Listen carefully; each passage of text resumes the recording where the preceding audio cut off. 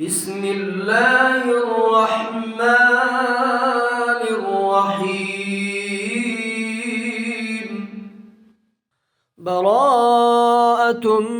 من الله ورسوله إلى الذين عاهدتم من المشركين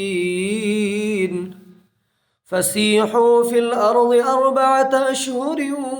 واعلموا أنكم غير معجز الله وأن الله مخزي الكافرين. وأذان من الله ورسوله إلى الناس يوم الحج الأكبر أن الله بريء من المشركين ورسوله فإن تبتم فهو خير لكم وإن توليتم فاعلموا أنكم غير معجز الله وبشر الذين كفروا بعذاب أليم. إلا الذين عاهدتم من المشركين ثم لم ينقصوكم شيئا ولم يظاهروا عليكم أحدا فأتموا إليهم عهدهم إلى مدتهم إن الله يحب المتقين. فإذا انسلخ الأشهر الحرم فاقتلوا المشركين حيث وجدتموهم وخذوهم واحصروهم واقعدوا لهم كل مرصد. فإن تابوا وأقاموا الصلاة وآتوا الزكاة فخلوا سبيلهم إن الله غفور رحيم. وإن أحد من المشركين استجارك فأجره حتى يسمع كلام الله ثم أبلغه مأمنه ذلك بأنهم قوم لا يعلمون. كيف يكون للمشركين عهد عند الله وعند رسوله إلا الذين عاهدتم عند المسجد الحرام فما استقاموا لكم فاستقيموا لهم إن الله يحب المتقين. كيف وإن يظهروا عليكم لا يرقبوا فيكم إلا ولا ذمة يرضونكم بأفواههم وتأبى قلوبهم وأكثرهم فاسقون. اشتروا بآيات الله ثمنا قليلا فصدوا عن سبيله إنهم ساء ما كانوا يعملون. لا يرقبون في مؤمن إلا ولا ذمة وأولئك هم المعتدون. فإن تابوا وأقاموا الصلاة وآتوا الزكاة فإخوانكم في الدين ونفصل الآيات لقوم يعلمون. وإن نكثوا أيمانهم من بعد عهدهم وطعنوا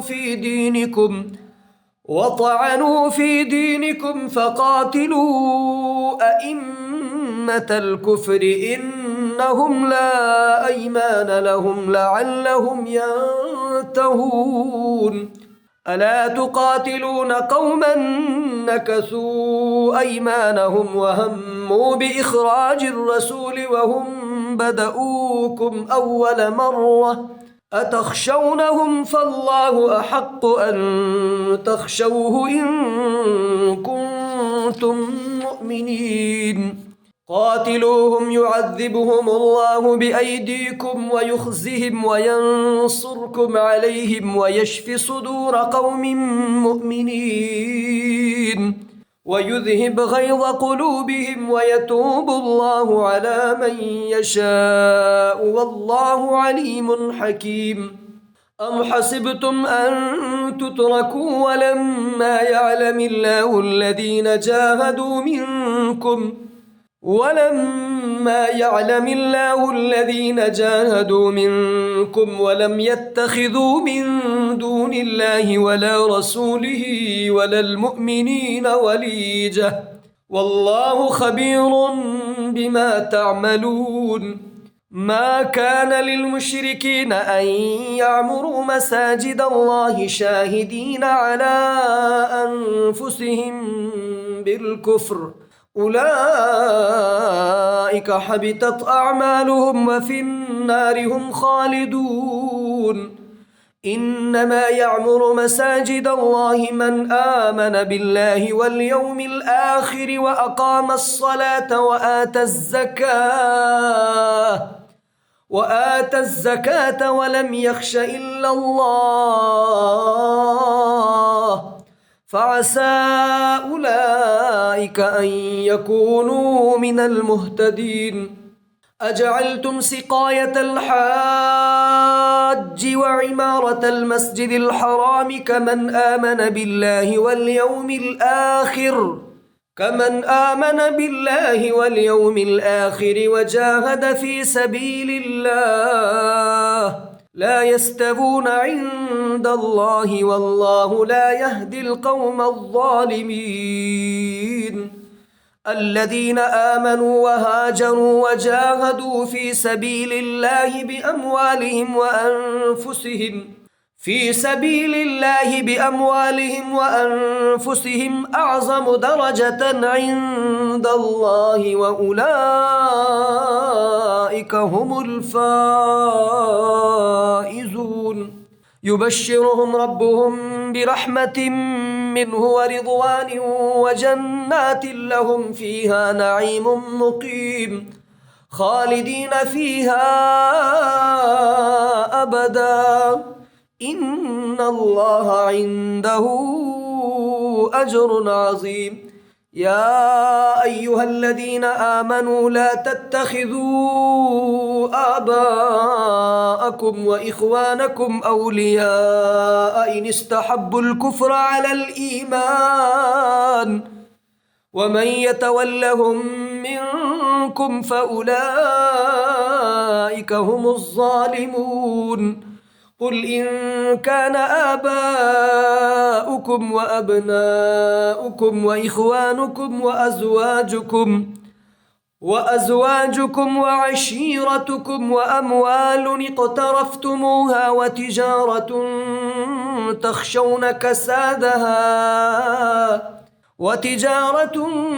تخشون كسادها ومساكن ترضونها أحب إليكم من الله ورسوله وجهاد في سبيله فتربصوا حتى يأتي الله بأمره والله لا يهدي القوم الفاسقين لقد نصركم الله في مواطن كثيرة ويوم حنين إذ أعجبتكم كثرتكم فلم تغن عنكم شيئا وضاقت عليكم الأرض بما رحبت ثم وليتم مدبرين ثم أنزل الله سكينته على رسوله وعلى المؤمنين وأنزل جنودا لم تروها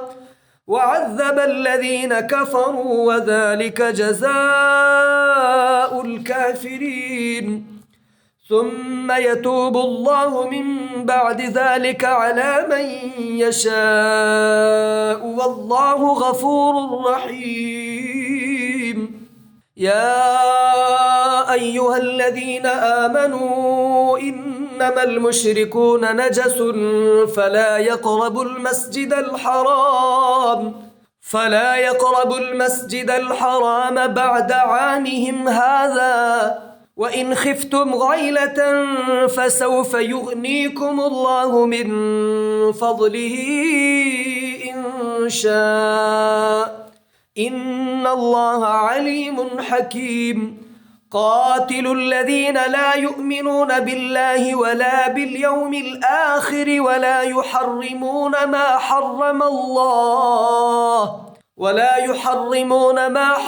الله ورسوله ولا يدينون دين الحق من الذين أوتوا الكتاب حتى يعطوا الجزية عن يد وهم صاغرون. وقالت اليهود عزير ابن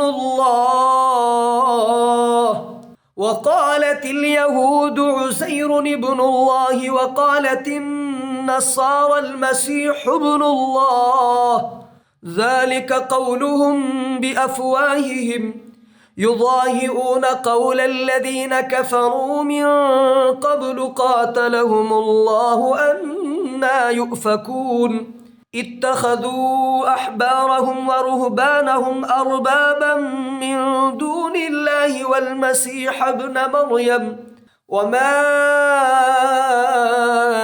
أمروا إلا ليعبدوا إلها واحدا لا إله إلا هو سبحانه عما يشركون. يريدون أن يطفئوا نور الله بأفواههم ويأبى الله إلا أن يتم نوره ولو كره الكافرون. هو الذي أرسل رسوله بالهدى ودين الحق ليظهره على الدين كله ولو كره المشركون. يا أيها الذين آمنوا إن كثيرا من الأحبار والرهبان ليأكلون أموال الناس بالباطل ويصدون عن سبيل الله. والذين يكنزون الذهب والفضة ولا ينفقونها في سبيل الله فبشرهم بعذاب أليم. يوم يحمى عليها في نار جهنم فتكوى بها جباههم وجنوبهم وظهورهم هذا ما كنزتم لأنفسكم فذوقوا ما كنتم تكنزون. إن عدة الشهور عند الله 12 شهرا في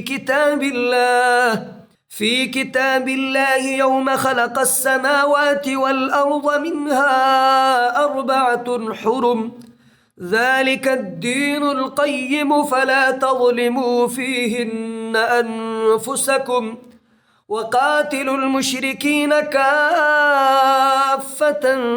كما يقاتلونكم كافة واعلموا أن الله مع المتقين. إنما النسيء زيادة في الكفر يضل به الذين كفروا يحلونه عاما ويحرمونه عاما ليواطئوا عدة ما حرم الله فيحلوا ما حرم الله. زين لهم سوء أعمالهم والله لا يهدي القوم الكافرين. يا أيها الذين آمنوا ما لكم إذا قيل لكم انفروا في سبيل الله اثاقلتم إلى الأرض أرضيتم بالحياة الدنيا من الآخرة فما متاع الحياة الدنيا في الآخرة إلا قليل. إلا تنفروا يعذبكم عذابا أليما ويستبدل قوما غيركم ولا تضروه شيئا والله على كل شيء قدير. إلا تنصروه فقد نصره الله إذ أخرجه الذين كفروا ثاني اثنين إذ هما في الغار إذ يقول لصاحبه لا تحزن إن إن الله معنا فأنزل الله سكينته عليه وأيده بجنود لم تروها وجعل كلمة الذين كفروا السفلى وكلمة الله هي العليا والله عزيز حكيم انفروا خفافا وثقالا وجاهدوا بأموالكم وأنفسكم في سبيل الله ذلكم خير لكم إن كنتم تعلمون لو كان عرضا قريبا وسفرا قاصدا لاتبعوك ولكن بعدت عليهم الشقة وسيحلفون بالله لو استطعنا لخرجنا معكم يهلكون أنفسهم والله يعلم إنهم لكاذبون عفى الله عنك لما أذنت لهم حتى يتبين لك الذين صدقوا وتعلم الكاذبين لا يستأذنك الذين يؤمنون بالله واليوم الآخر أن يجاهدوا بأموالهم وأنفسهم والله عليم بالمتقين إنما يستأذنك الذين لا يؤمنون بالله واليوم الآخر وارتابت قلوبهم فهم في ريبهم يترددون ولو أرادوا الخروج لأعدوا له عدة ولكن كره الله بعاثهم فثبطهم وقيل اقعدوا مع القاعدين لو خرجوا فيكم ما زادوكم إلا خبالا ولأوضعوا خلالكم يبغونكم الفتنة وفيكم سماعون لهم والله عليم بالظالمين لقد ابتغوا الفتنة من قبل وقلبوا لك الأمور حتى جاء الحق وظهر أمر الله وهم كارهون ومنهم من يقول ائذن لي ولا تفتني ألا في الفتنة سقطوا وإن جهنم لمحيطة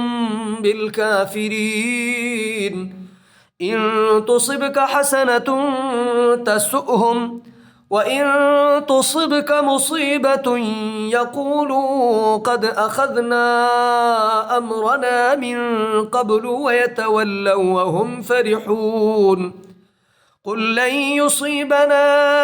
إلا ما كتب الله لنا هو مولانا وعلى الله فليتوكل المؤمنون قل هل تربصون بنا إلا إحدى الحسنيين ونحن نتربص بكم أن يصيبكم الله بعذاب من عنده أو بأيدينا فتربصوا إنا معكم متربصون قل أنفقوا طوعا أو كرها لن يتقبل منكم إنكم كنتم قوما فاسقين وما منعهم أن تقبل منهم نفقاتهم إلا أنهم كفروا بالله وبرسوله ولا يأتون الصلاة إلا وهم كسالى ولا ينفقون إلا وهم كارهون فلا تعجبك أموالهم ولا أولادهم إنما يريد الله ليعذبهم بها في الحياة الدنيا وتزهق أنفسهم وهم كافرون ويحلفون بالله إنهم لمنكم وما هم منكم ولكنهم قوم يفرقون لو يجدون ملجأ أو مغارات أو مدخلا لولوا إليه وهم يجمحون ومنهم من يلمزك في الصدقات فإن أعطوا منها رضوا وإن لم يعطوا منها إذا هم يسخطون ولو أنهم رضوا ما آتاهم الله ورسوله وقالوا حسبنا الله سيؤتينا الله من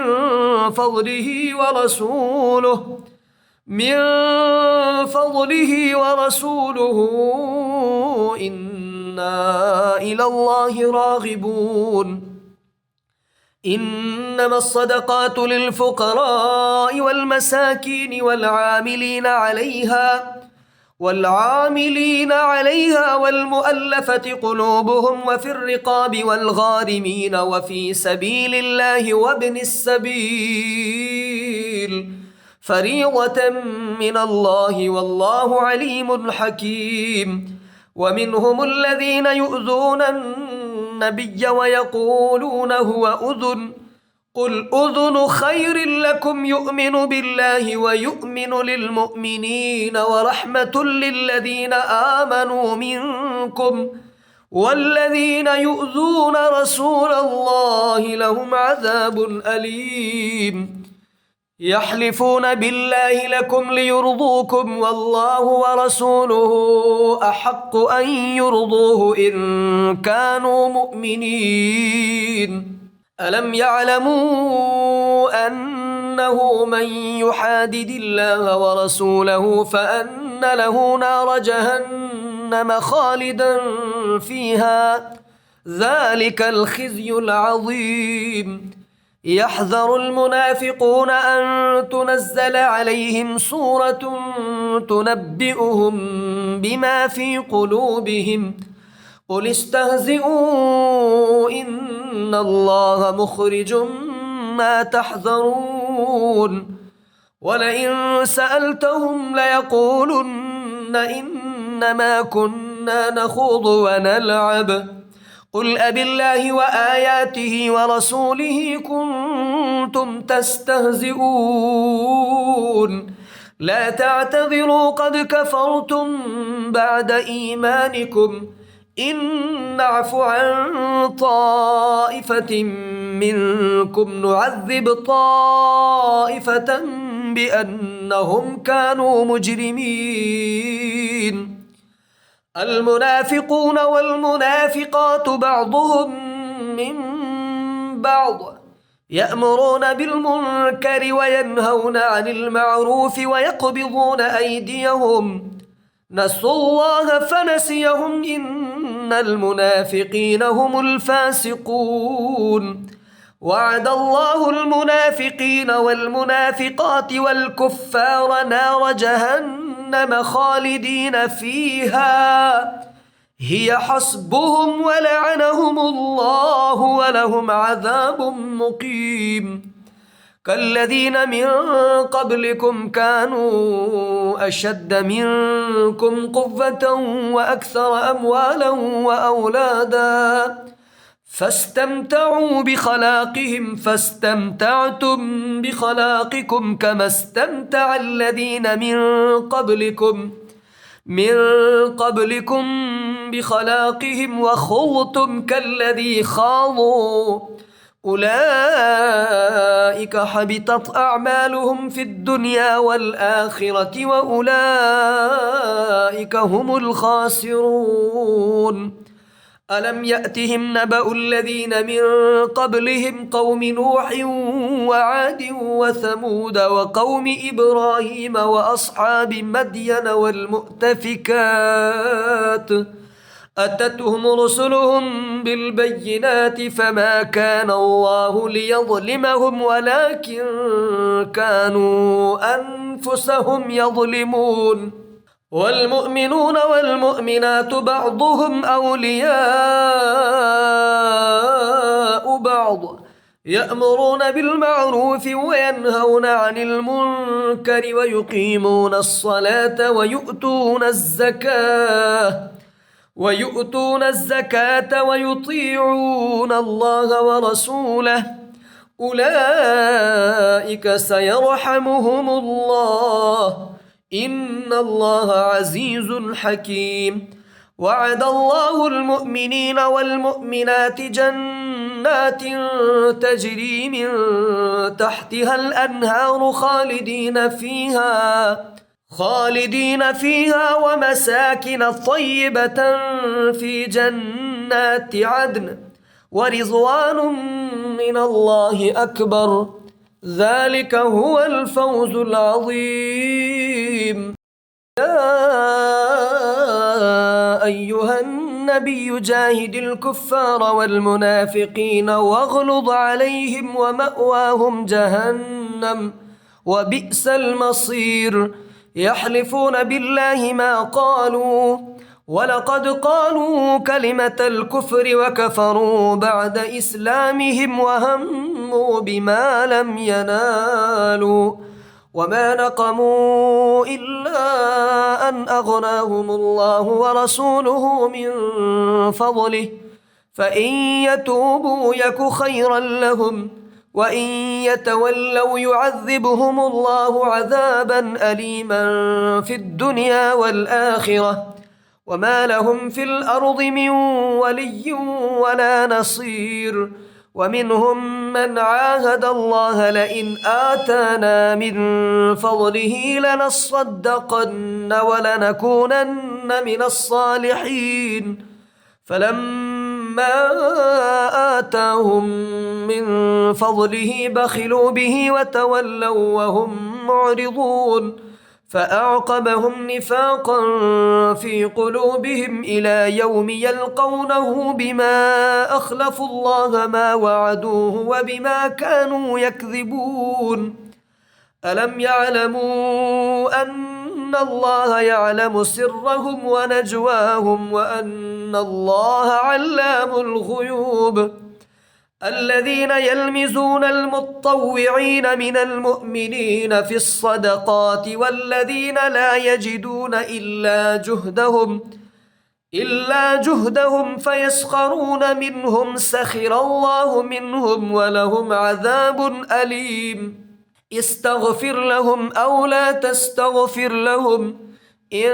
تستغفر لهم 70 مرة فلن يغفر الله لهم ذلك بأنهم كفروا بالله ورسوله والله لا يهدي القوم الفاسقين. فرح المخلفون بمقعدهم خلاف رسول الله وكرهوا أن يجاهدوا بأموالهم وأنفسهم في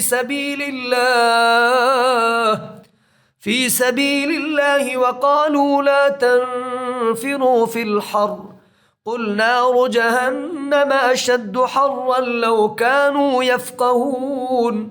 فليضحكوا قليلا وليبكوا كثيرا جزاء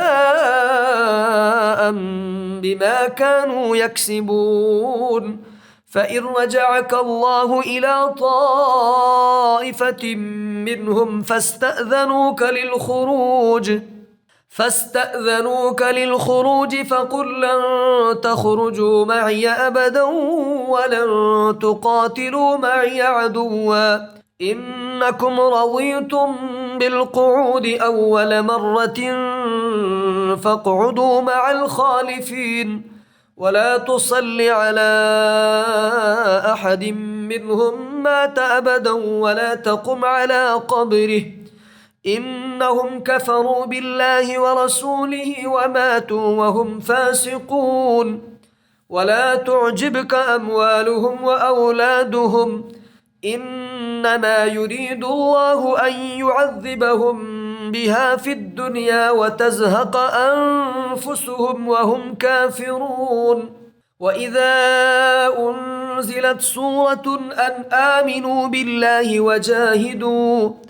وجاهدوا مع رسوله استأذنك أولو الطول منهم وقالوا ذرنا نكن مع القاعدين رضوا بأن يكونوا مع الخوالف وطبع على قلوبهم فهم لا يفقهون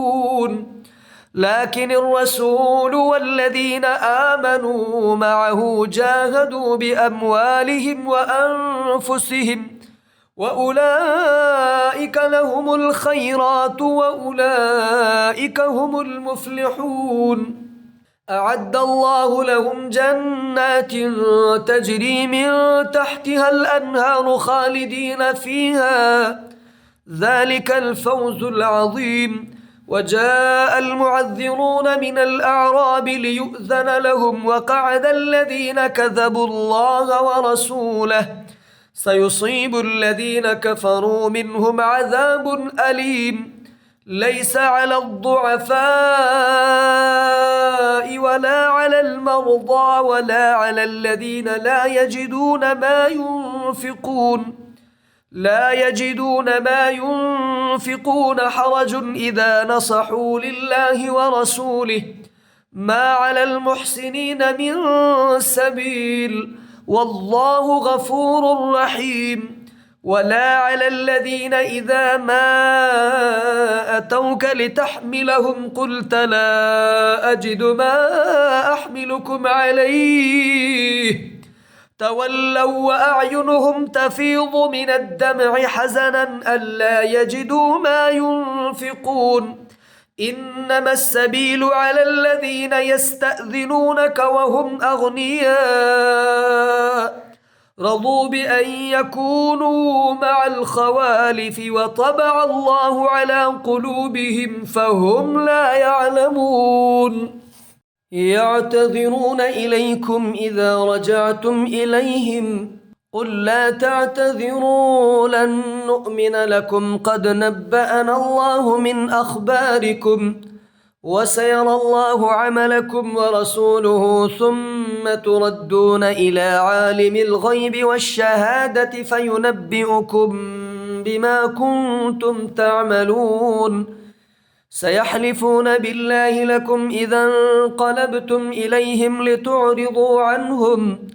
فأعرضوا عنهم إنهم رجس ومأواهم جهنم جزاء بما كانوا يكسبون يحلفون لكم لترضوا عنهم فإن ترضوا عنهم فإن الله لا يرضى عن القوم الفاسقين الأعراب أشد كفرا ونفاقا وأجدر ألا يعلموا حدود ما أنزل الله على رسوله والله عليم حكيم ومن الأعراب من يتخذ ما ينفق مغرما ويتربص بكم الدوائر عليهم دائرة السوء والله سميع عليم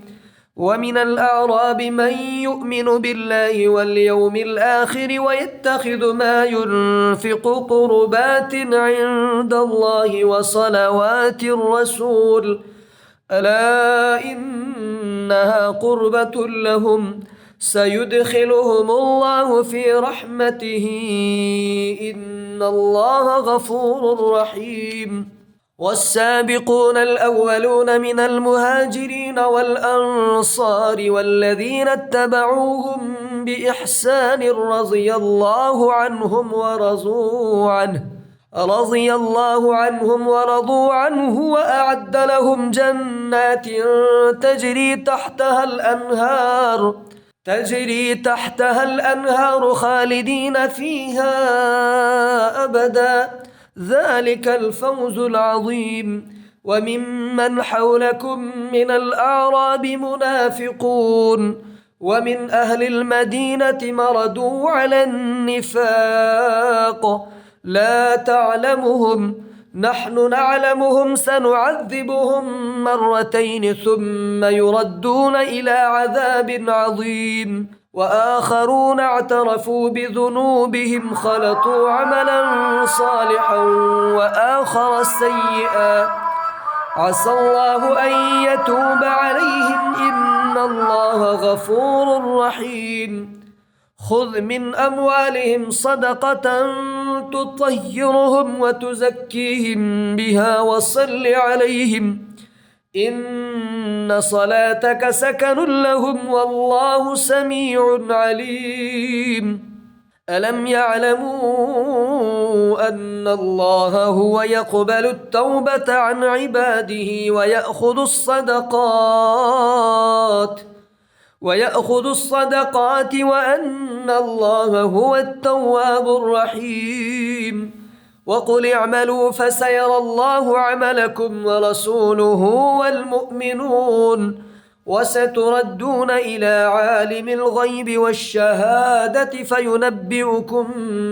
بما كنتم تعملون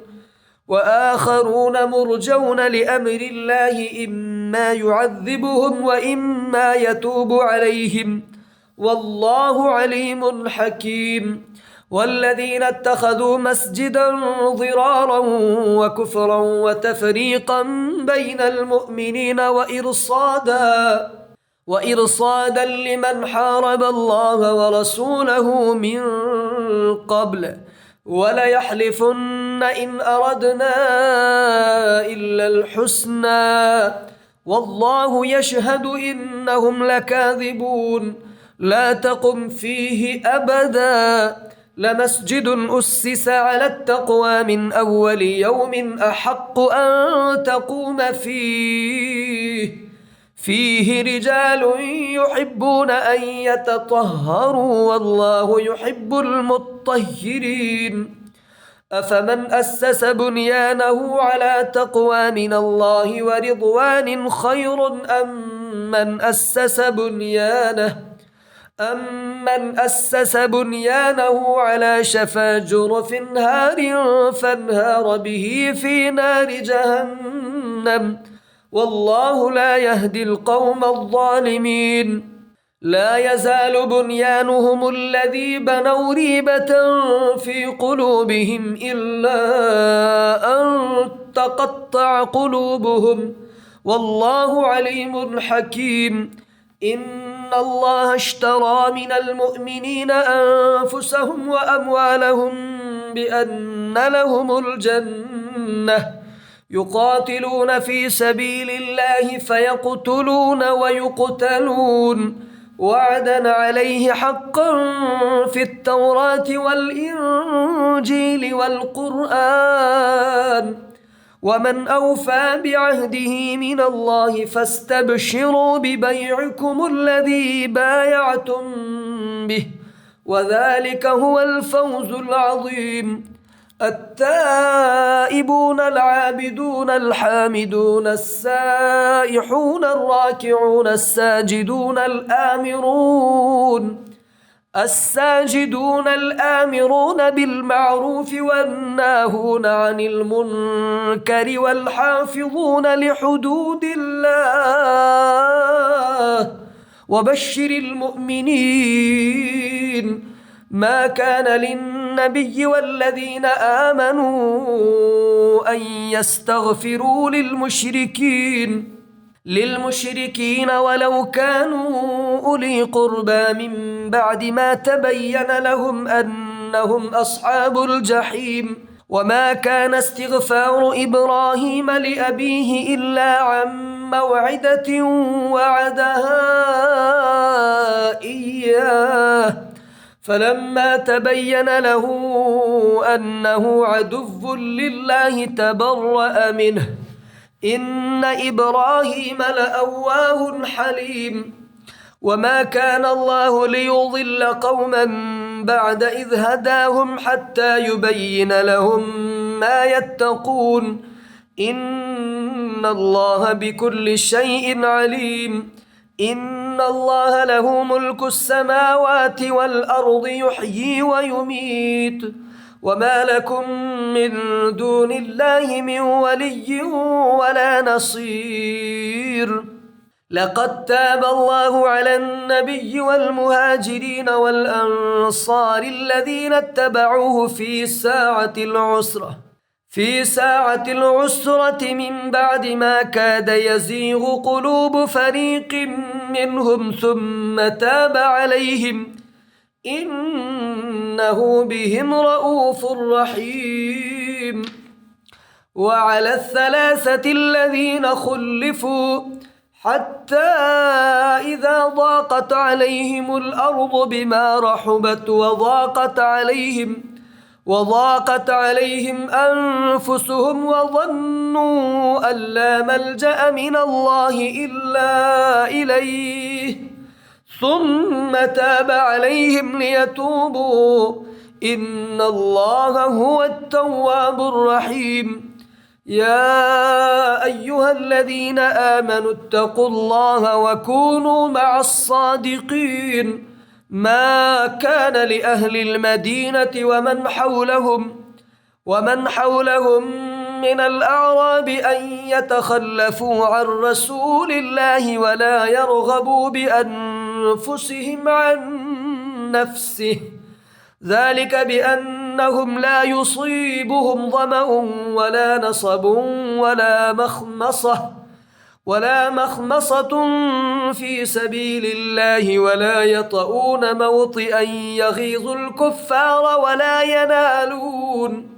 ولا ينالون من عدو نيلا إلا كتب لهم به عمل صالح إن الله لا يضيع أجر المحسنين. ولا ينفقون نفقة صغيرة ولا كبيرة ولا يقطعون واديا إلا كتب لهم ليجزيهم الله أحسن ما كانوا يعملون. وما كان المؤمنون لينفروا كافة فلولا نفر من كل فرقة